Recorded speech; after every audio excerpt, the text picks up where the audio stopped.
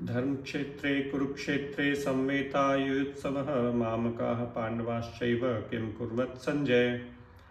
धृतराष्ट्र ने कहा, हे संजय, धर्मभूमि कुरुक्षेत्र में युद्ध की इच्छा से एकत्र हुए मेरे तथा पांडु के पुत्रों ने क्या किया। भगवत गीता एक आस्तिक विज्ञान है जो गीता महात्म्य में सार रूप में दिया हुआ है। इसमें यह उल्लेख है कि मनुष्य को चाहिए कि वह श्री कृष्ण के भक्त की सहायता से संवीक्षण करते हुए भगवत गीता का अध्ययन करे और स्वार्थ प्रेरित व्याख्याओं के बिना उसे समझने का प्रयास करे। अर्जुन ने जिस प्रकार से साक्षात भगवान श्री कृष्ण से गीता सुनी और उसका उपदेश ग्रहण किया, इस प्रकार की स्पष्ट अनुभूति का उदाहरण भगवत गीता में ही है। यदि उसी गुरु परंपरा से निजी स्वार्थ से प्रेरित हुए बिना किसी को भगवत गीता समझने का सौभाग्य प्राप्त हो तो वह समस्त वैदिक ज्ञान तथा विश्व के समस्त शास्त्रों के अध्ययन को पीछे छोड़ देता है। श्री भगवत गीता में न केवल अन्य शास्त्रों की सारी बातें मिलेंगी, अपितु ऐसी भी बातें मिलेंगी जो अन्यत्र कहीं उपलब्ध नहीं हैं। यही गीता का विशिष्ट मानदंड है। स्वयं भगवान श्री कृष्ण द्वारा साक्षात उच्चारित होने के कारण यह पूर्ण आस्तिक विज्ञान है। महाभारत में वर्णित धृतराष्ट्र तथा संजय की वार्ताएं इस महान दर्शन के मूल सिद्धांत का कार्य करती हैं। माना जाता है कि इस दर्शन की प्रस्तुति कुरुक्षेत्र के युद्ध स्थल में हुई, जो वैदिक युग से पवित्र तीर्थ स्थल रहा है। इसका प्रवचन भगवान द्वारा मानव जाति के पथ प्रदर्शन हेतु तब किया गया जब वे इस लोक में स्वयं उपस्थित थे। धर्म क्षेत्र शब्द सार्थक है क्योंकि कुरुक्षेत्र के युद्ध स्थल में अर्जुन के पक्ष में श्री भगवान स्वयं उपस्थित थे।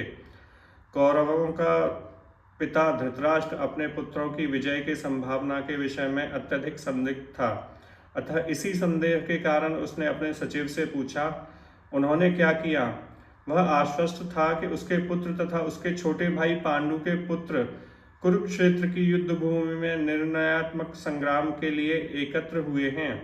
फिर भी उसकी जिज्ञासा सार्थक है।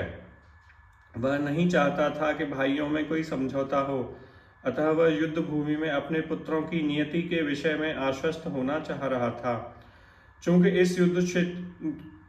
इस युद्ध को कुरुक्षेत्र में लड़ा जाना था, जिसका उल्लेख वेदों में स्वर्ग के निवासियों के लिए भी तीर्थ स्थल के रूप में हुआ है, अतः धृतराष्ट्र अत्यंत भयभीत था कि इस पवित्र युद्ध स्थल का युद्ध के परिणाम पर न जाने कैसा प्रभाव पड़े। उसे भली भांति ज्ञात था कि इसका प्रभाव अर्जुन तथा पांडु के अन्य पुत्रों पर अत्यंत अनुकूल पड़ेगा, क्योंकि स्वभाव से वे भी सभी पुण्य आत्मा थे। संजय श्री व्यास का शिष्य था, अतः उनकी कृपा से संजय धृतराष्ट्र के कक्ष में बैठे बैठे कुरुक्षेत्र के युद्ध स्थल का दर्शन कर सकता था।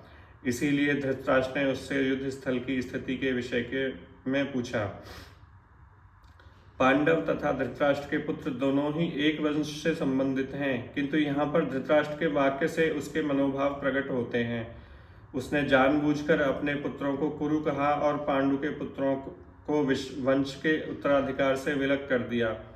इस तरह पांडु के पुत्रों अर्थात अपने भतीजों के साथ धृतराष्ट्र की विशिष्ट मन स्थिति समझी जा सकती है।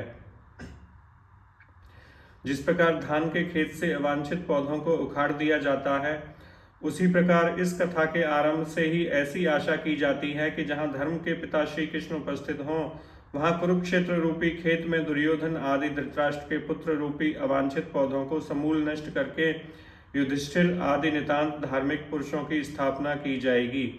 यहाँ धर्म क्षेत्र तथा कुरुक्षेत्र शब्दों की उनकी ऐतिहासिक तथा वैदिक महत्ता के अतिरिक्त यही सार्थकता है।